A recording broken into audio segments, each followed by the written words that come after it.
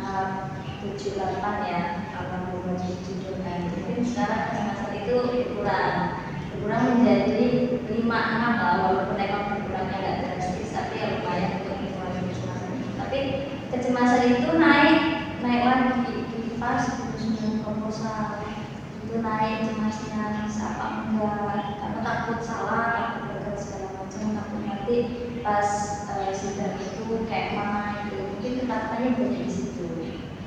Berarti kemarin sekolahnya itu agak tinggi karena kamu tertinggal oleh teman-teman. Nah, sekarang sudah mulai menurun karena kamu sudah bisa menyeimbangkan dengan teman-teman. Cuma karena sekarang lagi menyusun bab 1, 2, dan 3, jadi agak tinggi lagi gitu ya. Dari skala 1 sampai 10 itu berapa Mbak tingkat kecemasan Mbak Abi?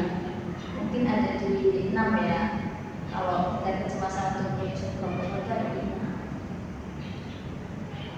Mbak Abi itu masih merasa, kan sekarang banyak teman-temannya Mbak Abi itu sudah mulai lanjut ke bab 2, sedangkan Mbak Abi bab 1 belum mulai bimbingan.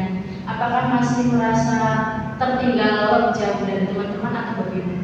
Kalau tertinggal jauh enggak ya, karena melihat teman-teman, ada sebagian teman-teman yang masih menyusun bab 1, karena segala macam, dan untuk teman-teman yang menyusun bab 2 itu terbilang sedikit.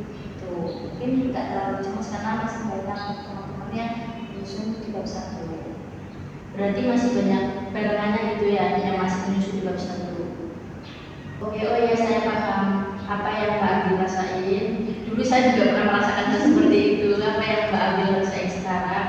Tapi tidak bisa berpatokan Mbak teman-teman untuk diri Mbak sendiri, karena kita kan nggak bisa teman bisa melakukan ini, kita belum tentu bisa atau bareng dengan teman-teman karena kita mempunyai porsinya masing-masing seperti itu.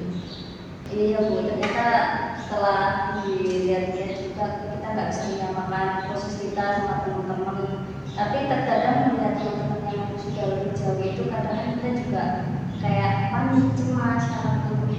Tapi itu juga jadi motivasi buat kita agar biar cepat nyusunnya, biar kerja juga tentunya.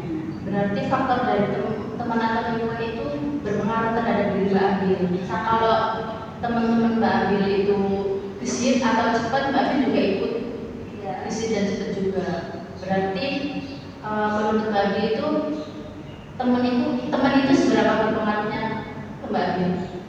Kalau teman, menurut saya kalau teman yang sehari-hari itu sangat-sangat berpengaruh.